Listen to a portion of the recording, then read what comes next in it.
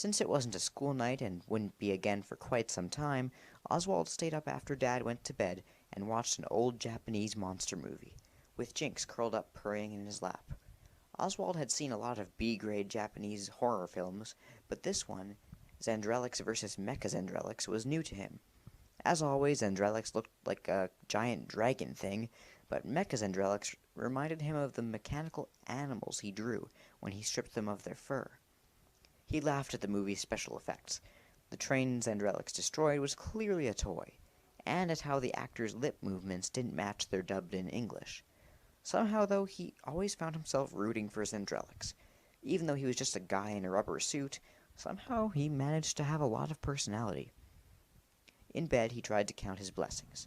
He didn't have Ben, but he had monster movies and the library and lunchtime pizza slices. It was better than nothing, but it still wasn't going to be enough to keep him going all summer. Please, he wished, his eyes closed tight. Please let something interesting happen. Oswald woke to the smell of coffee and bacon. The coffee he could do without, but the bacon smelled amazing. Breakfast meant time with his mom, often the only time he got with her until the weekend. After one necessary stop, he hurried down the hall to the kitchen. Well, look at that, my rising sixth grader has risen. Mom was standing over the stove in her fuzzy pink bathrobe, her blonde hair pulled back in a ponytail, flipping... Oh, yum, were those pancakes? Hi, Mom. She opened her arms. I demand a morning hug. Oswald sighed like it annoyed him, but he went over and hugged her. It was funny.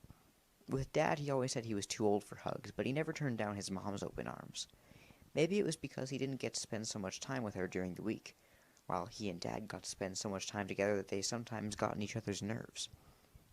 He knew Mom missed him and felt bad for having to work for such long hours, but he also knew that since Dad's job at the snack space was just part-time, Mom's long hours were most of the reason the bills were getting paid. Mom also said that adult life was a fight between time and money. The more money you earned to spend on bills and necessities, the less time you got to spend with your family. It was a difficult balance. Oswald sat down at the kitchen table and thanked his mom when she poured his orange juice. First day of summer break, huh? Mom went back to the stove to scoop up a pancake with her spatula. Uh-huh. He probably should have tried to sound more enthusiastic, but he couldn't muster the energy. She slid the pancake onto his plate and then served him 2 strips of bacon. Not the same without Ben, huh? He shook his head. He wasn't going to cry. Mom ruffled his hair. I know, it's a bummer, but hey, maybe a new friend will move to town. Oswald looked at her hopeful face. Why would anybody move here? Okay, I see your point, Mom said, piling on another pancake, but you never know. Or maybe somebody cool already lives here, somebody you don't even know yet. Maybe, but I doubt it, Oswald said. These pancakes are great, though. Mom smiled and ruffled his hair again. Well, I've got that going for me anyway. Do you want more bacon? If you do, you better grab it before your dad gets in here and vacuums it all up. Sure. It was Oswald's personal policy never to refuse more bacon. The library was actually kind of fun. He found the latest book in a science fiction series he liked, and a manga that looked interesting. As always, he had to wait forever to use the computers, because they were all taken by people who looked like they had no place else to be. Men with scraggly beards wearing layers of ratty clothing, 2 thin women with sad eyes and bad teeth.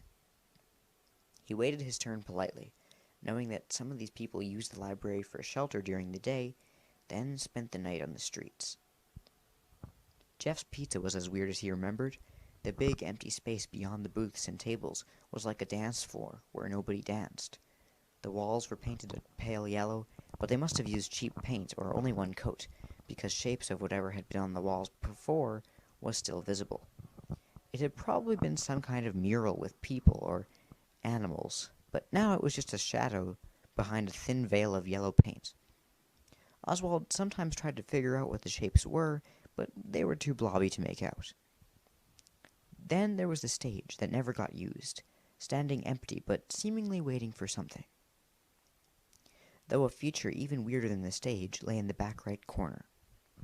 It was a large rectangular pen surrounded by yellow netting, but it had been roped off with a sign that said "Do not use." The pen itself was filled with red, blue, and green plastic balls. that had probably been brightly colored before, but were now faded and fuzzy with dust. Oswald knew the pit had been popular features in kiddie playlands, but had largely disappeared because of concerns about hygiene. After all, who was going to disinfect all those balls? Oswald had no doubt that if ball pits had still been popular when he was little, his mom wouldn't have let him play in one. As a licensed practical nurse, she was always happy to point out places she found were too germy to play in. And when Oswald would complain that she never let him have any fun, she'd say, "You know what's not fun? Pink eye." Except for the empty stage and the ball pit, the strangest feature in Jeff's Pizza was Jeff himself. He seemed to be the only person working here, so he both took orders at the counter and made the pizzas. But the place was never crowded enough that this was a problem. Today, like all days, Jeff looked like he hadn't slept in a week. His dark hair was sticking up in weird places, and he had alarming bags under his bloodshot eyes. His apron was stained with both recent and ancient tomato sauce. "What can I get ya?" he asked Oswald, sounding bored. "A cheese slice and an orange soda, please," Oswald asked. Jeff stared off into the distance as though he had to think about whether the request was a reasonable one or not. Finally, he said, "Okay, $3.50. One thing you could say about Jeff's pizza slices. They were huge. Jeff served them on flimsy white paper plates that were soon stained with grease, and the corners of the triangles always overlapped the plate's rims. Oswald settled into a booth with his slice and soda. The first bite, the tip of the triangle, was always the best. Somehow, the proportions of all the flavors in that bite were just perfect. He savored the warm, melty cheese, the tangy sauce, and the pleasantly greasy crust. As he ate, he looked around at the few other customers. A pair of mechanics from the oil change place had folded up their pepperoni slices and were eating them like sandwiches. A table full of office workers clumsily attacked their slices with plastic forks and knives, so they wouldn't drip sauce on their ties and blouses, Oswald guessed. After Oswald finished his slice, he wished for one more, but knew he didn't have the money for it, so he wiped off his greasy fingers and took out his library book. He sipped his soda and read, falling into a world where kids with superpowers went to a special school to learn how to fight evil. "Kid," a man's voice startled Oswald out of the story. He looked up to see Jeff in his sauce-stained apron. Oswald figured he had outstayed his welcome. He had sat in a booth reading for 2 hours after having bought a meal that cost less than $4. "Yes, sir?" Oswald asked, because politeness never hurt. "I got a couple more slices that didn't sell at lunch. You want 'em?" "Oh," Oswald said. "No thanks, I don't have any more money." He wished he did, though. "On the house," Jeff said. "I'd have to throw them out anyway." "Oh, okay, sure, thanks." Jeff picked up Oswald's paper cup. "I'll get you some more orange soda while I'm at it." "Thanks." It was funny, Jeff's expression never changed. He looked tired and miserable even when he was being extra nice. Jeff brought 2 slices stacked on a paper plate, and a fresh cup of orange soda. "Here you go, kid," he said, setting down the cup and plate. "Thank you." Oswald wondered for a minute if Jeff felt sorry for him, if Jeff might think he was terribly poor, like the homeless people who hung out all day in the library, instead of just the regular, barely making ends meet poor that he was. But then Oswald figured that if there was free pizza sitting in front of you, maybe it wasn't time to worry about the reasons for it. Maybe it was time to eat. Oswald had no problem finishing off the 2 slices. For the past month, his appetite had been unstoppable. When Mom cooked him piles of pancakes in the morning, she said he must be having a growth spurt, causing him to eat like he had a hollow leg. His phone vibrated in his pocket the second he sucked down the last of his soda.